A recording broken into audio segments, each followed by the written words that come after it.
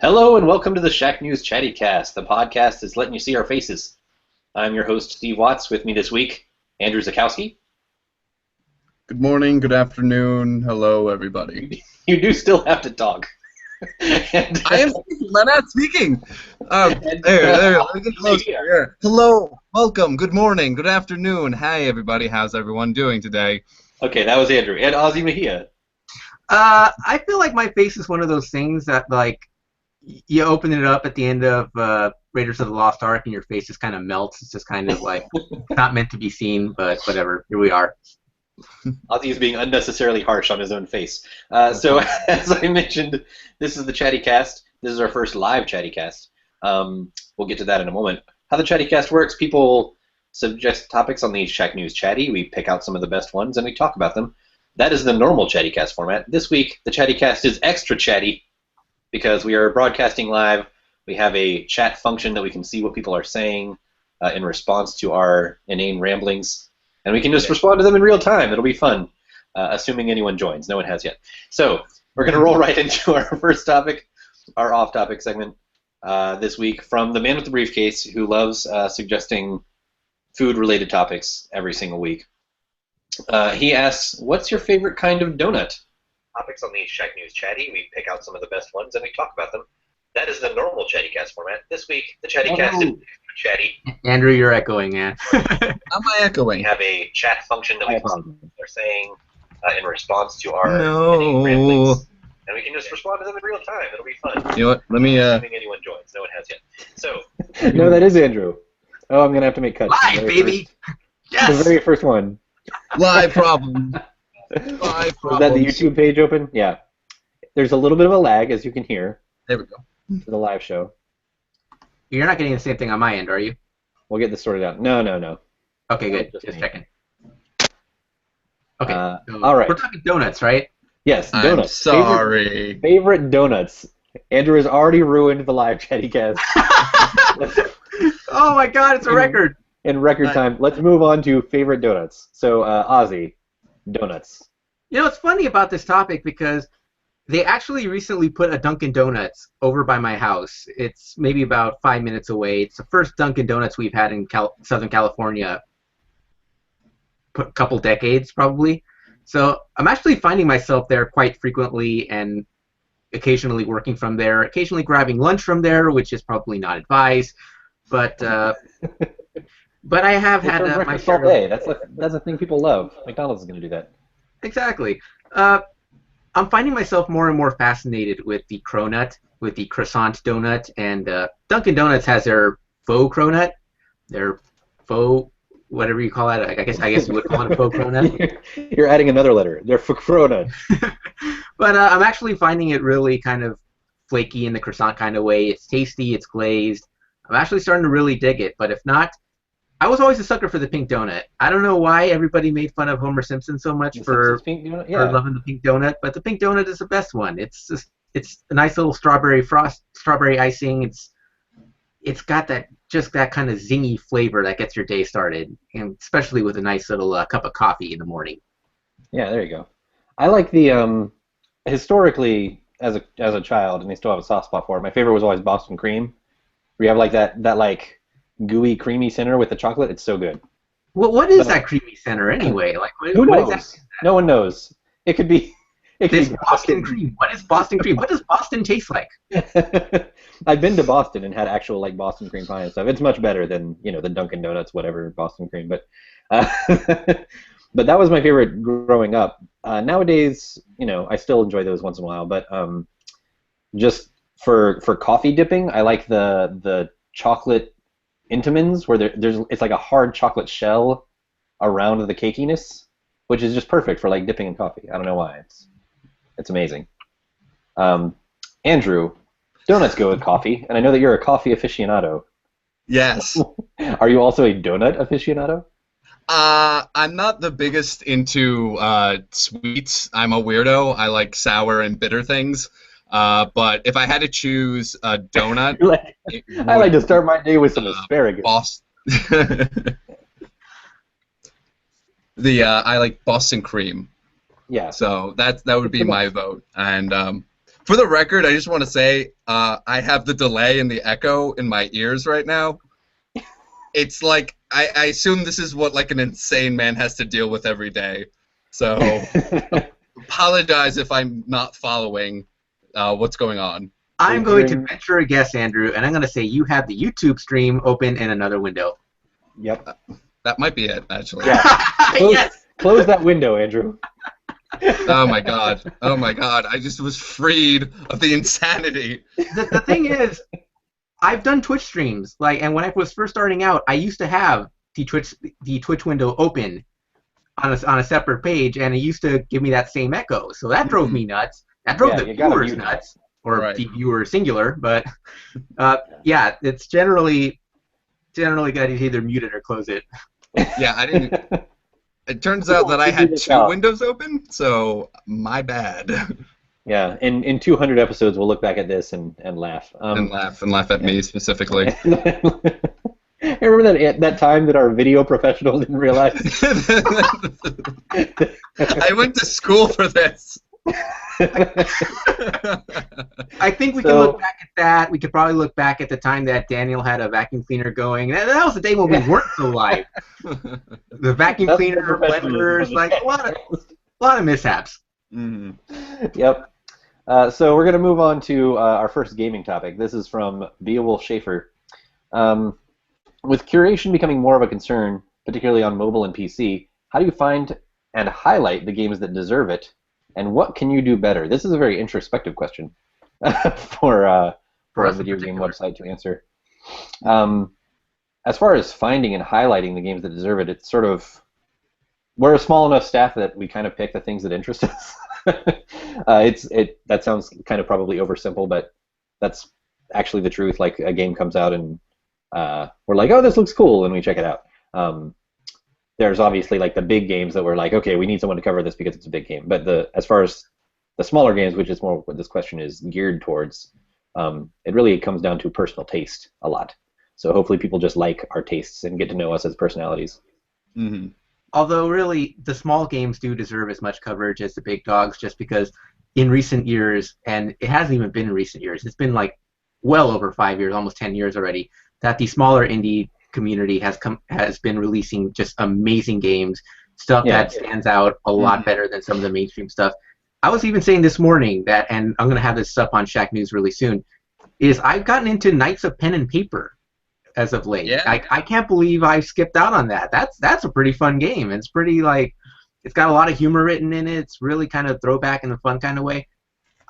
It's that kind of game that I'm just like, wow, I wish I had more time to kind of go exploring this little corner. And and unfortunately for us, since we are, one of the downsides of being a small staff is time management means a lot, and we don't have a lot of spare time on our hands. I don't even have, especially since game previews and reviews are the most time-consuming type of video game coverage.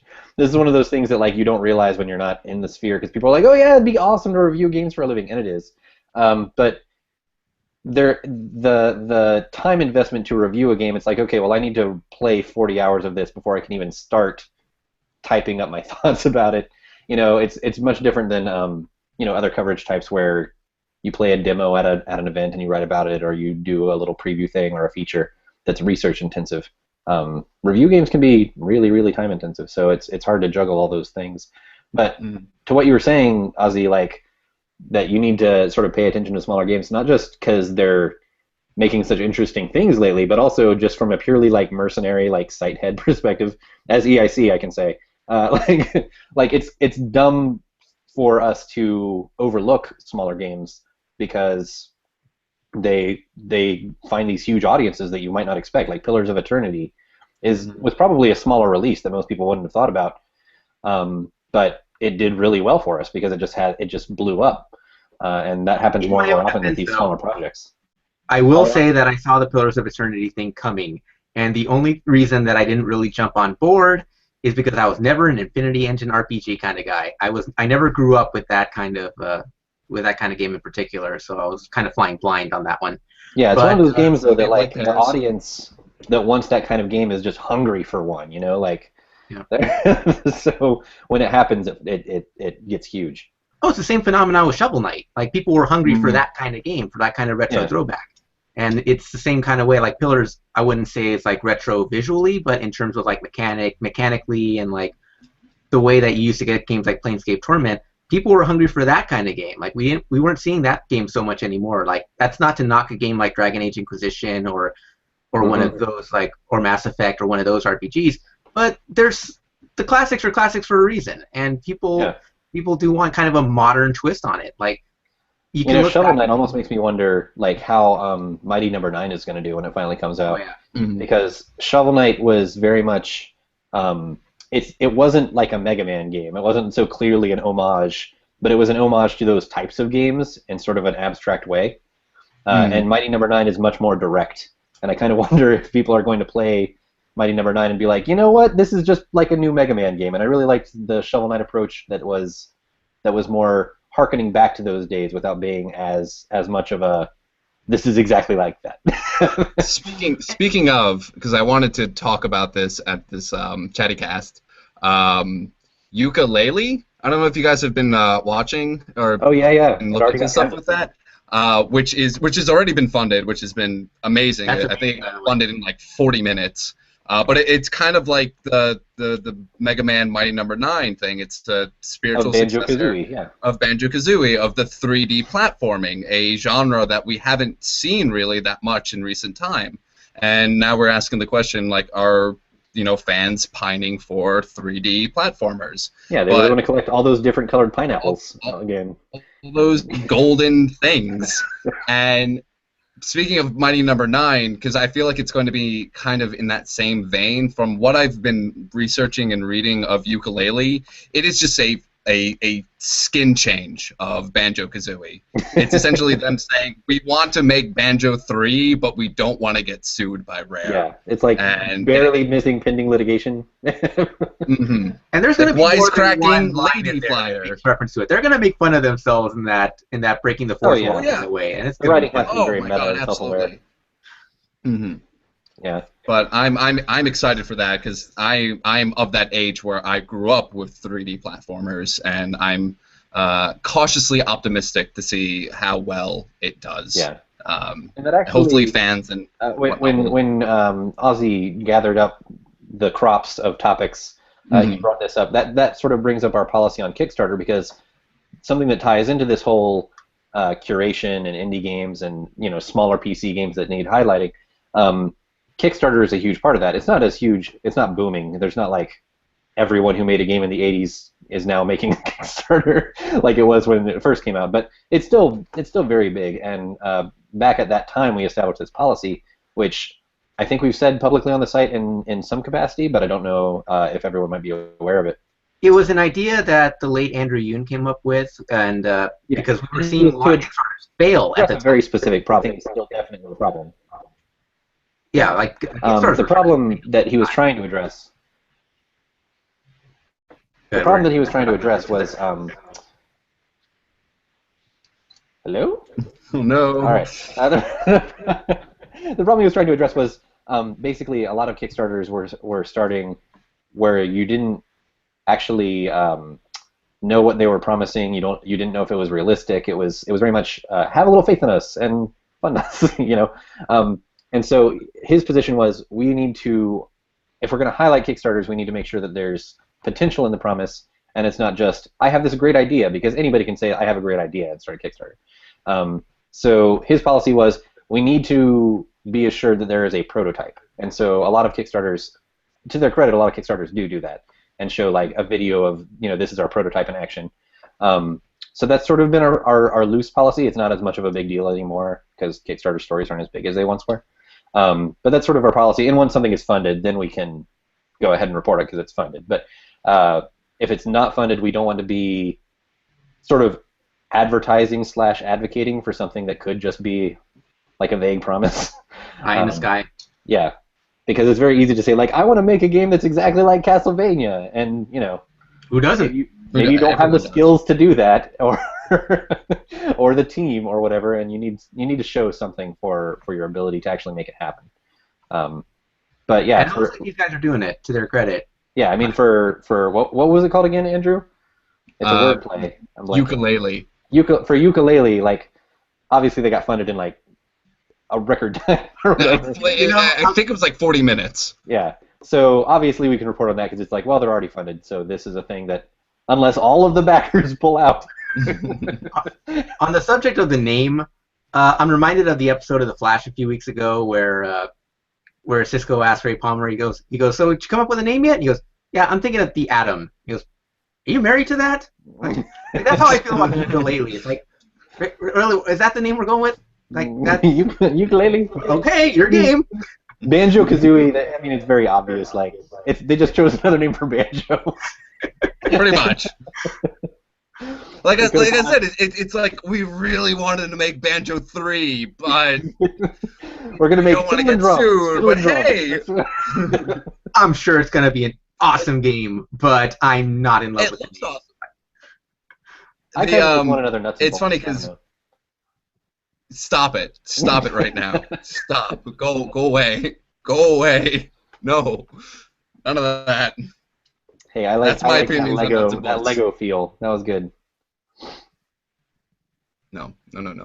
But speaking of ukulele, they got Grant Kirkhope to compose music again for them, and the music sounds just like Banjo-Kazooie. Nice. Like they have it on their Kickstarter, and I was listening to it. I was like, this is a great song, but it's Banjo-Kazooie. So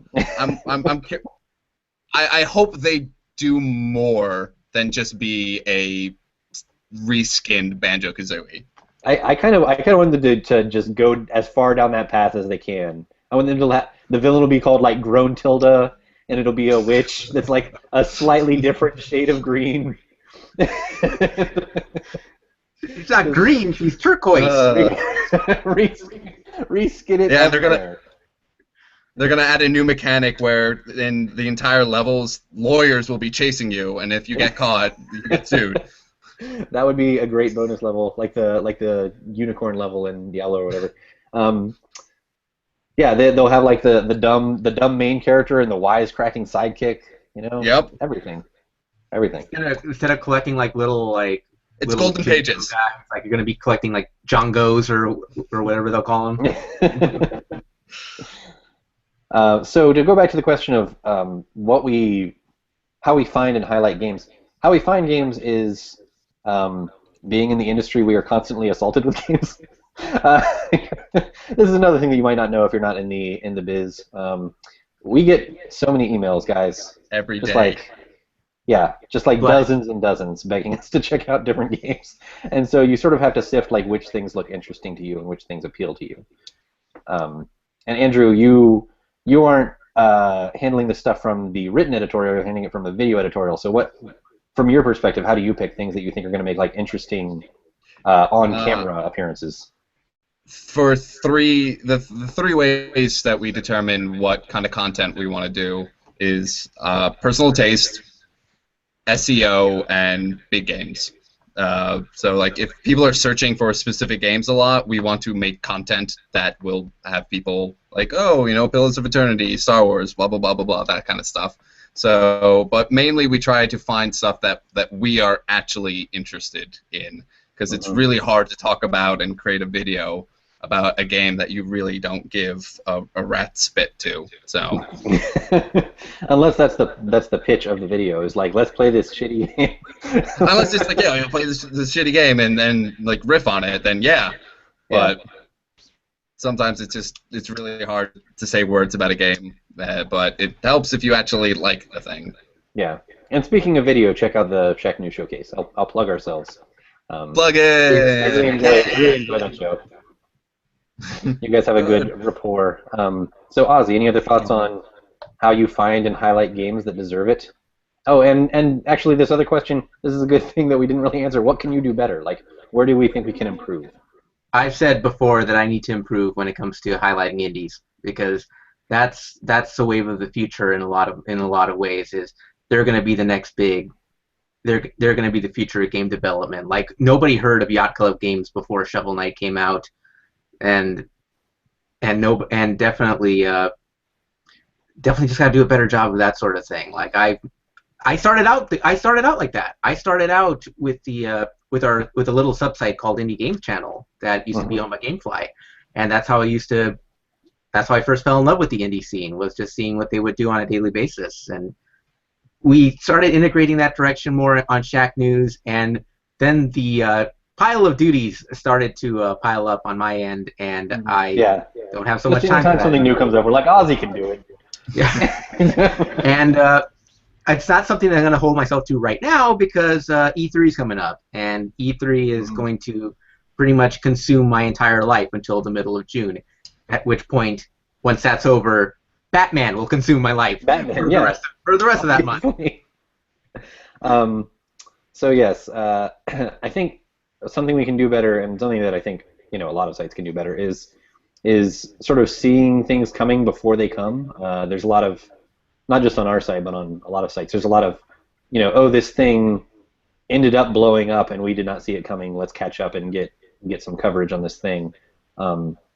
Because with so many indies out there, it's hard to tell which ones are going to blow up sometimes. But that's something that I think everybody can kind of improve on, and it sort of takes like an intuitive sense. It's hard to tell sometimes. So, yeah. Although there's a few that you could tell. Guacamelee, you could kind of tell that was going to that was going to be pretty awesome. Oh, yeah. I mean, there are games that, like, when you see them, you're like, this doesn't count as an indie game, but just as an example of an indie type of game. Like when I saw Ori at the Microsoft showcase, the first that first E3, like it wasn't even at E3 proper. It was at like a Microsoft showcase the night before or something, and I was like, this is like the special thing, That was Microsoft. It ended up blowing up.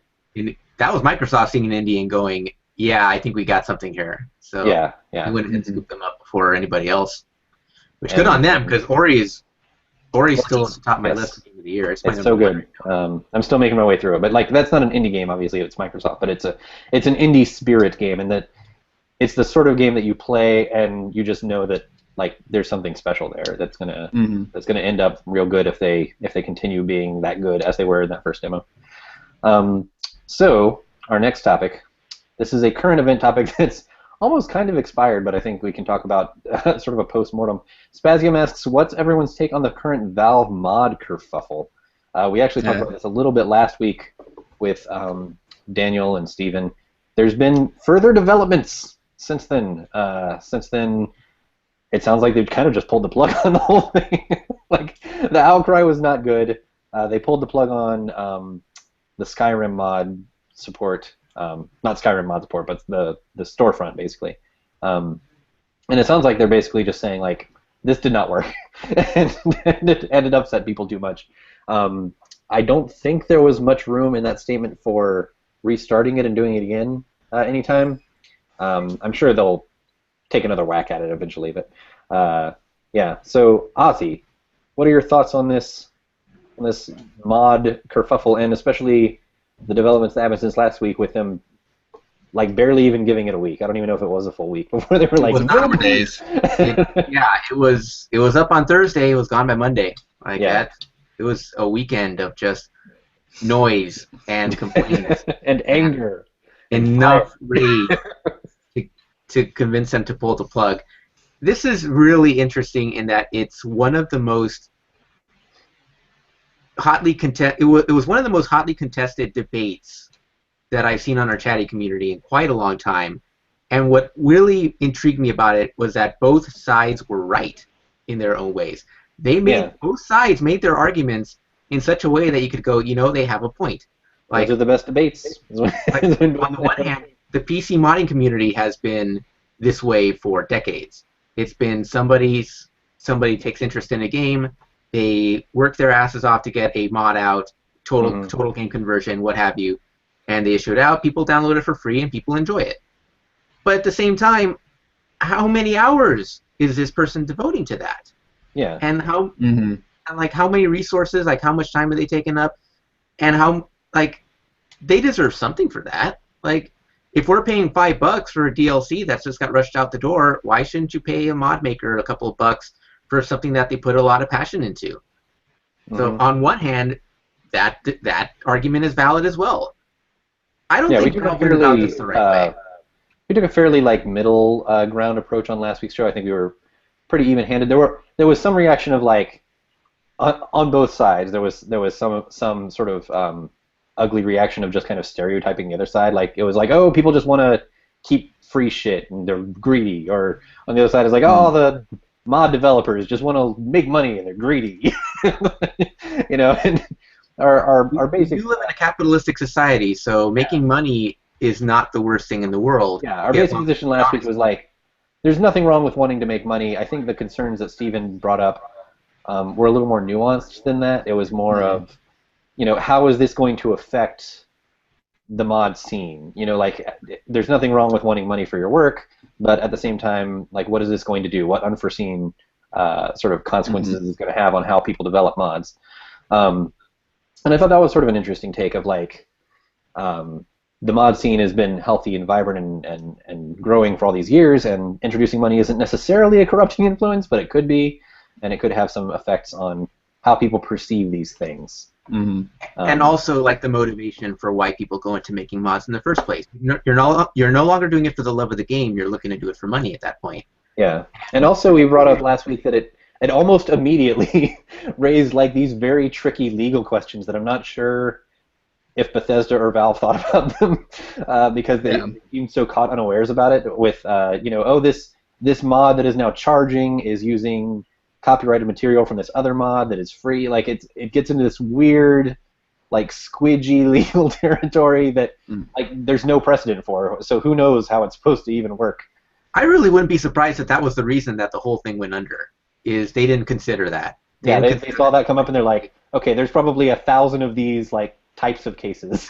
That because if you let people just steal work, if you just let people steal work, then you become the App Store. You become iOS, and you become that. Where everybody is Angry Birds. Yeah, and Steam Lovely. is supposed to be better than that. Yeah, and that was the standard for a long time. The thing I brought up last week was like, what happens when a modder fixes a game? You know, like, does that? I've heard this brought up in some other communities. Does that demotivate the developer to fix it themselves? If they're like, well, the modder got it, you know, like people fixed like Dark Souls. And it's like, what if that modder was like, well, pay me $5 to fix this broken game? Yeah. And everyone would have to pay it because that's a compelling one. Yeah, like what choice would they have? Of course they have to pay it. Or worse, like there's another one that goes. It's not a bad thing necessarily for the modder to want money because he put time into fixing it. You know, like it gets very weird very fast. Or what happens if the mod comes out broken? And you already that's another thing. The checks and balances of a mod. You don't know. And there was like a 24-hour. I think I read like a 24-hour return period where if you're like, no, this mod doesn't really do the thing, you know. And I think it's funny that. Let's say the mod works when you first get it, but then the publisher or the developer of the game issues out an update later that breaks the mod. And it breaks. And the modder goes, I'm not going to take time to fix this. Yeah. What happens or then? someone makes a similar mod with more stuff for less money, then it's just like, oh. Yeah. So. Or even we brought this up last week. The situation of modders like, oh, you're bringing out your camo pack for Call of Duty. Well, I'm bringing out my camo pack that looks almost identical. But it's original work, so you can't sue me. But it looks almost identical, and I'm charging half the price you are. So, yep. You know, it creates all of these situations. I think sort of all of the stuff that we're talking around is that it creates a lot of situations that are very hard to deal with, and it doesn't seem like the ramifications of it were completely thought through. They just kind of threw out this experiment. That's the thing with this. The intention was fine. It was a good intention, I think, but execution just fell flat on its face. Like, how did this leave the room where they're like drawing it on the whiteboard? I feel like after 10 minutes of just thinking about it, we were like, no, this is a dumb idea. But I don't know. It just didn't. I don't think they realized how much thought and careful planning they would have to do with something like paid mods. I mean, they hire like an army of lawyers, first of all, to like figure out all the legal issues. It creates a lot of weird issues, and I think it's interesting that Skyrim was the test bed, the experiment, because you know, if there's any game that has enjoyed like a long lifespan thanks to mods. You think mods, you think Skyrim, yeah. like. And can you imagine paying $1 per mod for? I mean, it's like every week Everything. on the gaming subreddit, people are like, "This is a screenshot of Skyrim," and they have like 1 million mods on it, and it just looks like a photograph. All at once. Yeah. The thing that concerned me about Bethesda being part of this is I wonder if they were trying this out as like kind of a trial balloon to see if they could do this for Doom, the next one. Oh, that's a good point. Yeah. Like that worried me. Isn't there? What is it? Quake Live that they're sort of leaning into this, saying like we want the community to Unreal, right? like basically help develop the game. Yeah, I think it's for. We need to not get our Quakes and Unreals mixed up, especially with our community. So. Oh, Unreal, not Quake. Yeah, sorry. But yeah, like it seems like this is the future. This is going to happen, and there are other games leaning into it. But that seems like more thoughtfully leaning into it than just taking a game that already had like 1 billion free mods and being like, now you can charge for them. Yeah, they're doing it step by step. They're carefully doing the modding with the community with the Unreal game, and this one, like you said, it's just like you just opened up the floodgates and just said like have at it. Inception, yeah. Yeah. So it sounds like our take on the kerfuffle is that this isn't necessarily a bad idea, but it may have been badly done, or at least not thoughtfully done as it needed to be to avoid all these weird pitfalls and issues. I will say as kind of a parting shot that my favorite suggestion has been what Chatty has come up with, and that's a donate button. Put a donation button on these mods. It's so simple. Like if people want to reward people for their work, give them the option to give them a few bucks. Yeah, like donate. It's really that simple. And I think the other point that the Chatty user made, or maybe several Chatty users said this, but I saw one, was make sure that you can still donate for the mod after you've tried it. So you can just you can set your donation amount at 0, try out the mod, be like, this is really good, I'm gonna kick him $1, you know. That seems like a much more feasible method of doing this. It's really easy to and it avoids a lot of these legal issues of like, oh, this copyrighted pay thing is using this blah blah blah. You know, it avoids all that because people are just determining themselves if they want to pay for it. Yeah, it's easy to paint the gaming community as like entitled and spoiled and all that. Which they're a lot really of people not did in once the you wake give of them the this. opportunity. That kind of bothered me about the reaction was how many people were like, fucking greedy gamers, you know. And I don't think that was really the motivation behind the people who were against it. And I don't think the motivation behind the people who were for it were, you know, greed motivated either. There was a lot of like weird name calling going on. This was the internet black and white issue I've seen in a long time. There are a lot of shades of gray on this whole argument. There are reasonable arguments on both sides. We're so thoughtful. We're not like coming down hard on one side. We're like, look at us. You know, reasonable people can the arbiters. Yeah. So our next topic. This one's from an enhanced interrogator. With recent developments at Konami, a lot of us are worried about never seeing Castlevania, Contra, Gradius, etc. again. Don't be ridiculous, enhanced interrogator. You're going to see them as slot machines. Best case scenario would be for Konami to sell the property for a reasonable price to devs like Treasure. That seems highly unlikely, though. So what do you think are some more realistic things that might happen? Well, I just made a snarky comment about some realistic things that I think might happen. Yeah, I think Konami is not getting out of the gaming scene, but it's definitely a much smaller part of what they are interested in. But they're hanging on to those properties because they, like in Japan, they are literally making slot machines out of these properties. So I don't think they're going to like sell them or anything. They're going to hold on to them and make use of them every once in a while when they can use it for some other business. Unfortunately. So that Japanese business scene is exactly why this is a different situation than THQ. THQ, you saw the writing on the wall, and suddenly they were going under. Yeah, Konami is still fine. They're just fine because of health clubs, right? And gambling. Can we talk briefly about? I think all three of us were at E3 last year. Can we talk briefly about how weird Konami's booth was last year? I don't even remember Konami's booth. It was a lot of floor space because if you give up your floor space at E3, it's given up, you know. So if you want to hang on to it, you just pay the fee and hang on to it. But Konami was like a gigantic floor space of carpeting with like a desk and like a video of Metal Gear playing. It was like they didn't need that much floor space, like not even close. It was the amount of space you would need if you're, not Nintendo, but let's say a bigger publisher, showing off maybe 5 to 6 games, and they were showing off maybe like 2. So it was very bizarre seeing this desk of Konami employees that are just like kind of not doing anything because there was nothing to do. They were just kind of there to hold onto the spot. It was very strange. I vaguely remember that. I don't remember that at all. It was a gigantic, like, carpeted area, and I bet it'll be there this year again in a couple, in like a month when we're there. This year's gonna be bizarre. Like, it's gonna be weird. There's gonna be a lot of questions. There's gonna be a wasteland over there. Konami, Square Enix, and Capcom were all weird in different ways last year. But going back to like what are some realistic things we think are going to happen? Are we really never going to see another Castlevania or Contra again? No, maybe. I mean, Gradius is Gradius. When have you even seen a Gradius? but Castlevania and Contra seem like they got to do something with them. If they really wanted to make another Castlevania or a Contra, they can grab a developer whenever they want. Like, if they wanted a Contra game, they just grabbed WayForward, and WayForward did a bulk of the work, and they were... Yeah. Because there are fans of those series out there. 4, right? They slapped a 4 on it to be like, this is Contra 4. Mm-hmm. And it was really good. I really enjoyed that game. Yeah, it was balls hard, but it was...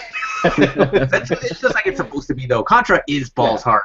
Yeah, even with the code, it was very difficult. There are studios out there that grew up on these franchises that if you give them the opportunity, they would love to work on them, and I'll bet you they'd love to work on them for cheap.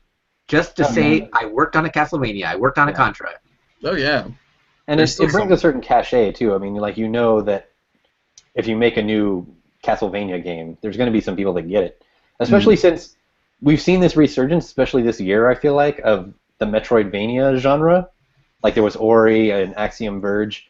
And it's like half of that genre's name is after one of your franchises. And arguably, Konami, you are the people who sort of revitalized that franchise with Symphony of the Night. So make use of that. Like, come back, put some top tier developers on it, and like show everyone how it's done. Like, this is how you make a Metroidvania. They could capitalize on that in a big way. I don't know if they're going to. Even if it's just an HD update of the old Castlevania, I'll take it. Mm-hmm. Yeah, there you go. Symphony of the Night HD. I'd buy that. I'd buy the hell out of that. Yeah. People need to remember what the original goodness was. People need to remember the OG. Yeah, I mean, they did bring out, like, what was it, like 6 or 7 like blank of the blank Castlevania games on handheld systems. Oh yeah, Mirror of the Fate and all that jazz. Yeah. Those are all right. They were all like pretty good, like they all followed the formula, and the formula started to get a little old, and maybe that's why they're laying off of it now. But they were all like pretty good. Personally, I always preferred those to like the Lords of the Shadow type games, because those just weren't my view of Castlevania. I don't know. I wasn't into the feeling that heavy God of War type. No, I like the 2D, or like at least the hopping around and shit. Yeah. And not that it's not a cool idea to play as Dracula. Like, that's a cool idea, but I'm supposed to feel in the last one. I mean, that's what inspired Castlevania 3, right? When you played as Alucard, they're like, what if you could be a vampire? Mm-hmm. So there you go. Realistic things that might happen. I think Konami sits on properties mostly, and once in a while brings something out. Metal Gear is still their cash cow. They've already said. I mean, they've weirdly still not confirmed that Kojima is leaving. They've just issued a bunch of like really like painfully strained non-denials where they're like their phrasing is like so clearly like dancing around confirming that he is leaving.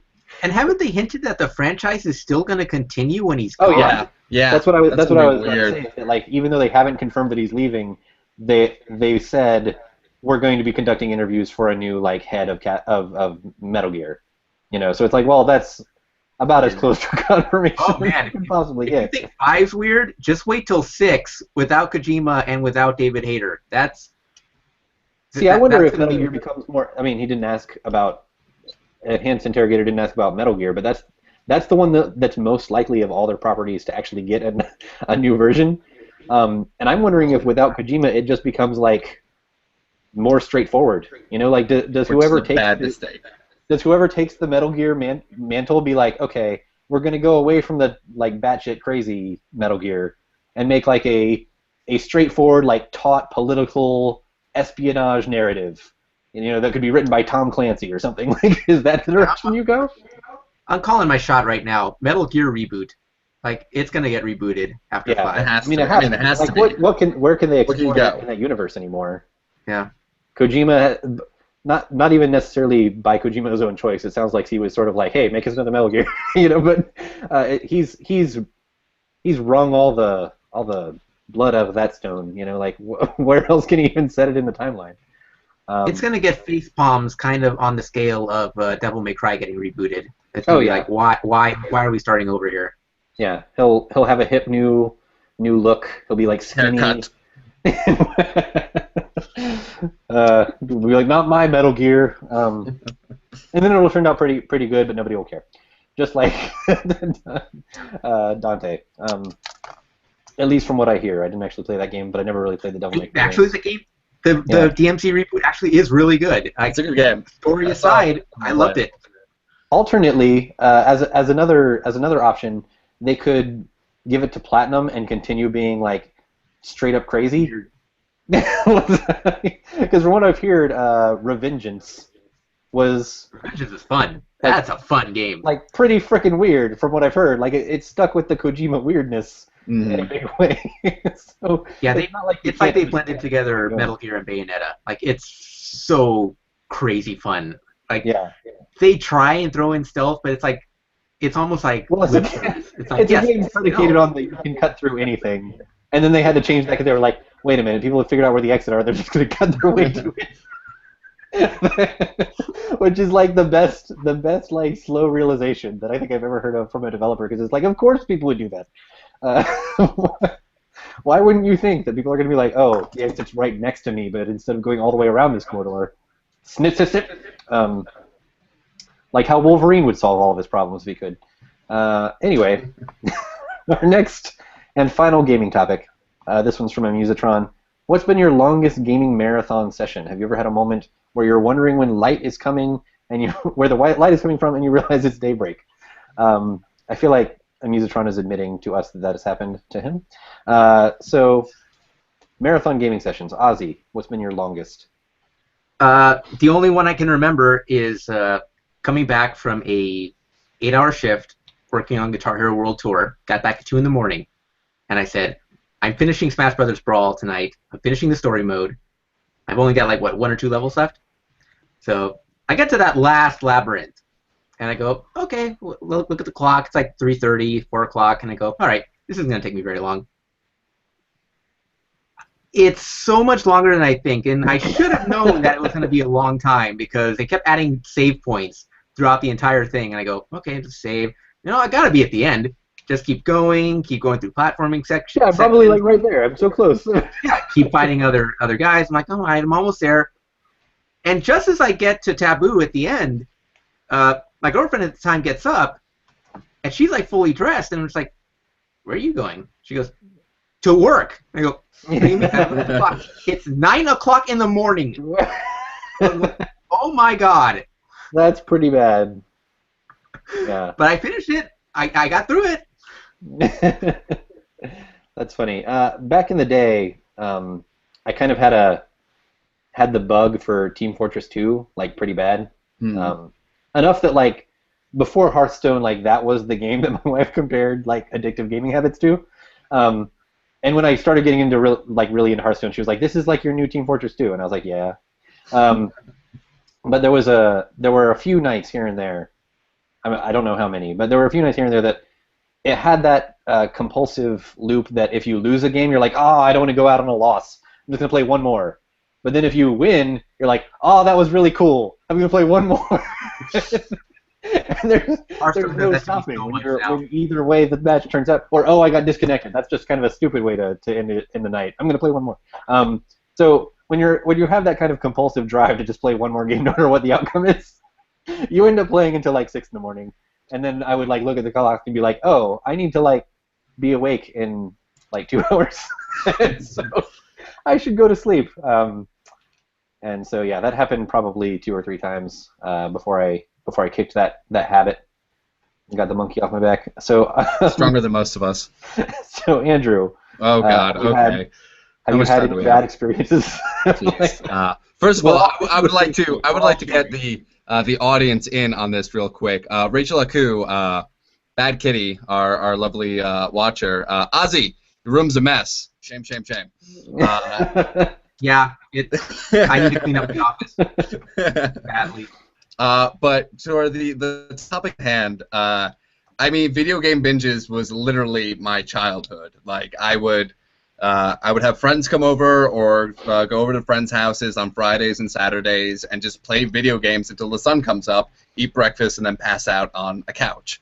Like, I did it a lot with, let's see here, Unreal Championship on the original Xbox, Gauntlet Dark Legacy, Diablo 2 I played a lot of. I think the most I've played was 12 hours on World of Warcraft. I think that was probably the longest binge marathon that I did. And it would just be like every weekend, just like play video games until the sun comes up, and that was my life. And college is a different environment, right? Like college, high school, that middle doesn't school, quite count anything. when you're doing it with True. a bunch of other people. True. And it has been a while since I've binged on a game. Like, I would take multiple days to just strictly play a game, but long session of gameplay, it's been tough because I guess I'm technically an adult now, and I'm busy, and I'm tired, and all that, like, human stuff. But I think maybe I did a 5-hour binge on Inquisition. I think that's, like, the longest that I've done in a while. So, I'm not as young and spry as I used to be with my game addictions. Yeah, back in the college day, that was when I mean, I didn't go to college like when StarCraft came out, but it was still big enough, and connections were not super fast or reliable at the time. So LAN, like a college LAN, was like how you did that, you know. Right. And so there was always like the, hey, it's 2 a.m. Hey, we're gonna start a big game of StarCraft, everybody. Everybody jump in, and then like you'd go until 4 or 5. Those were the days. But yeah, I feel like that's a little different because that's like a peer pressure dynamic instead of a I'm weak kind of dynamic. It's totally different. I think the only times I really binge nowadays are like towards the end of the year when it comes like game of the year time. It's like, all right, gotta evaluate this, so I'm gonna be up for a while. You have to. Also, just review games for the end of the year. It's like, oh, cool, there's like 20 games coming out this week, and we've got a staff of 3 writers. But I will be staying up late for Batman when it comes out. That's definitely something I'm binging on. And thank you so much for making that the week we get back from E3. That's super fun. Thank you. As opposed to the before E3. Yeah, that was going to be so much better. Well, whoever we have reviewing it is probably going to be somebody who's it's going to be you, Steve. To E3. No, I think it's probably going to be. Well, it might be you because you live there. But I think it needs to be somebody who's like near their console, so they can actually play over the E3 whenever things die down. But yeah, maybe you can binge through that after E3 and be extra tired that week.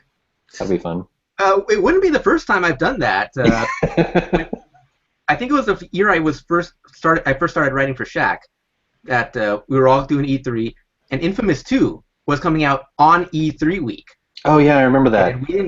And we didn't get our review copy until like that Thursday or that Friday. We got it that Thursday, and I think I took the next day off, just stayed in, just blazed through it, and I get back to GameFly on Monday, and I go up to Zab D'Amato. He goes, "How far in are you?" And I go, I think I'm like about 12, 16 hours in. He goes, How did you get that far in so fast? And I go, well, I used to be a QA tester. Those are my hours. It used to be my job to sit and sleep is for the week.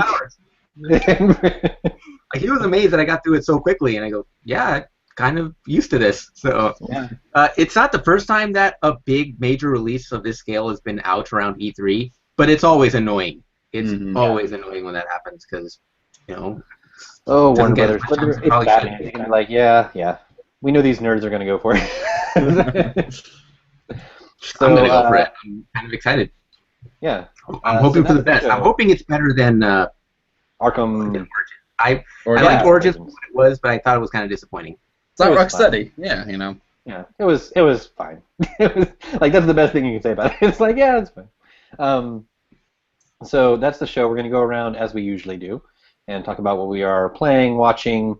Well, watching. I feel like the answer is going to be obvious. Reading this weekend, whatever we're up to. Andrew, what are you doing this weekend? Well, I'm not watching the Avengers this weekend What? because I saw it last night. Oh, yeah. Snap. I think Ozzy did too, actually.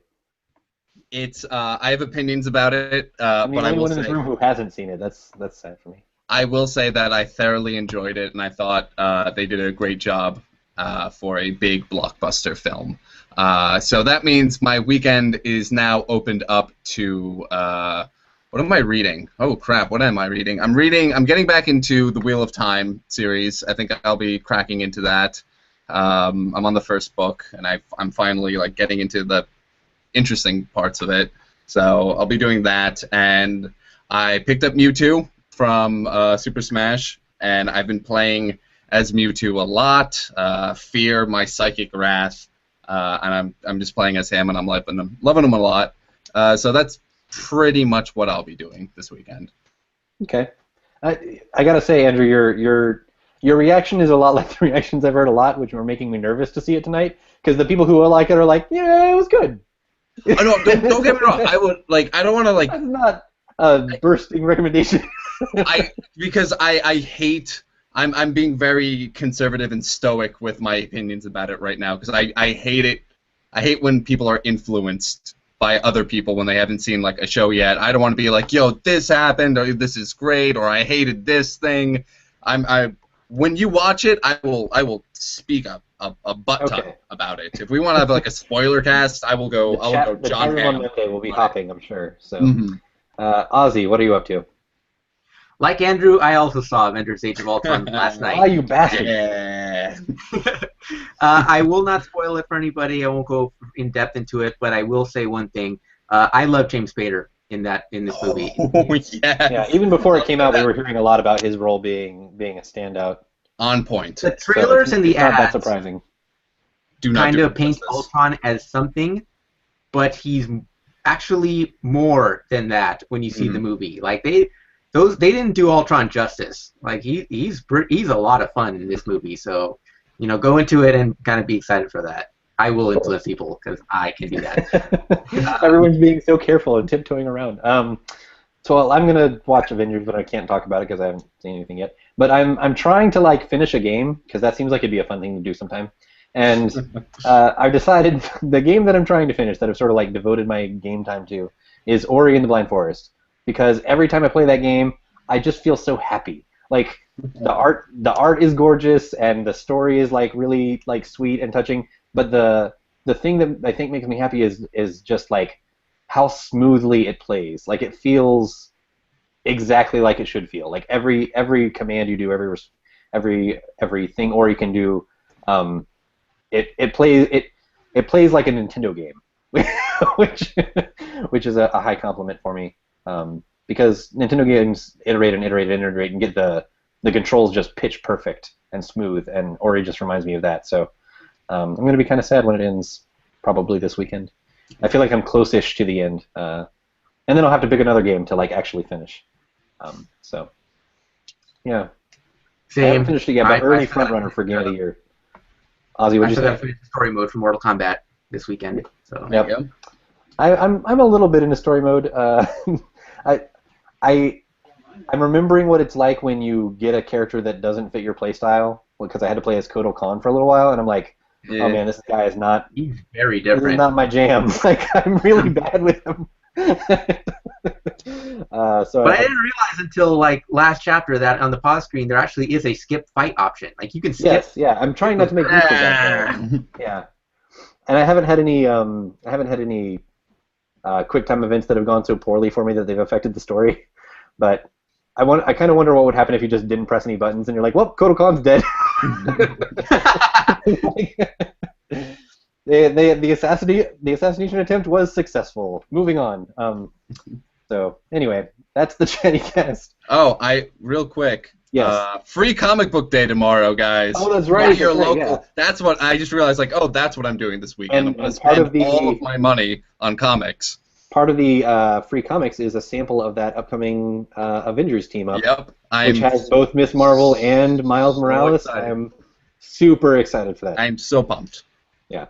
I'm more excited for that than DC's 10th reboot, or however many they're on. Or whatever this is. Don't. Crisis on Infinite bullshit. Whatever. I don't know. Yeah. Um, Jeez. So that's the Chattycast, and that's our first live Chattycast. Hopefully you can forgive our moments of technical. Completely. Hopefully my will be tighter next time. Completely my fault. In other words, Andrew. Yeah, we'll be back next week. I think this went pretty well and easy. So we'll be back next week. We're gonna keep doing it until we get it right. So for Andrew Zakowski, Ozzy Mejia, and I am Steve Watts. We will see you on Chatty. Bye.